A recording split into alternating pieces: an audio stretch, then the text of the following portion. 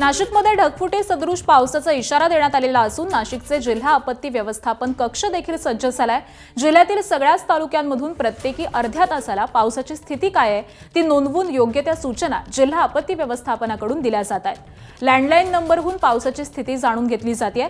सध्या नाशिकमध्ये इगतपुरी, त्र्यंबकेश्वर, कळवण, पेठ या भागामध्ये पावसाचा जोर वाढल्याचं दिसून येत आहे। जिल्हा आपत्ती नियंत्रण कक्षातून आढावा घेतलाय आमचे प्रतिनिधी शुभम बोडके यांनी। जाणून घेऊयात।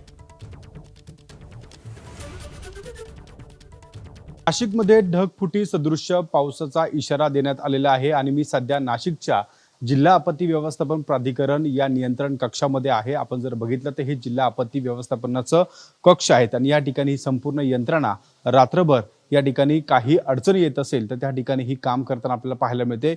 खरं तर पोलीस विभाग असेल, त्यासोबत महावितरणचा विभाग असेल आणि नाशिक जिल्हाचं जे आपत्ती व्यवस्थापन असेल ते सगळे अधिकारी या ठिकाणी आपल्याला काम करताना पाहायला मिळते। एकूण जर बघितलं तर या सगळ्या ठिकाणी 15ही तालुक्यांमध्ये वेगवेगळ्या ठिकाणी ज्या टीम आहेत त्या टीम त्या ठिकाणी काम करते आणि प्रत्येक अर्ध्या तासाची जी माहिती आहे ती या जिल्हा आपत्ती व्यवस्थापनाला मिळते। या ठिकाणी जो तालुका आहे आपण जर बघितलं तर सुरुवातीला इगतपुरी तालुका आहे, त्या ठिकाणी पाऊस सुरू झाला असल्याचं त्या ठिकाणी नोंद झालेलं आहे। पावसाचं प्रमाण किती आहे, त्या ठिकाणी कोणते अधिकारी आहेत याची संपूर्ण आता जी माहिती आहे ती देखील या ठिकाणी आहे। दुसऱ्या बाजूला त्या ठिकाणी आपण बघतोय त्र्यंबकेश्वरमध्ये देखील त्या ठिकाणी पाऊस किती प्रमाणात आहे त्याची माहिती घेतली जाते।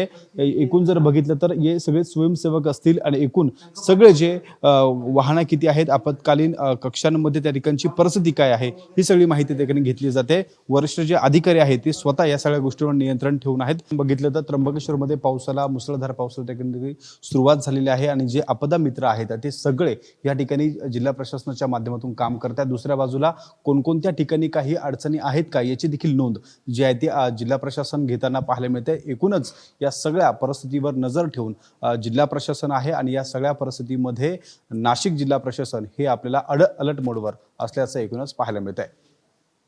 कॅमेरामॅन धनंजय दारुंडेसह शुभम बोडके, एबीपी माझा, नाशिक।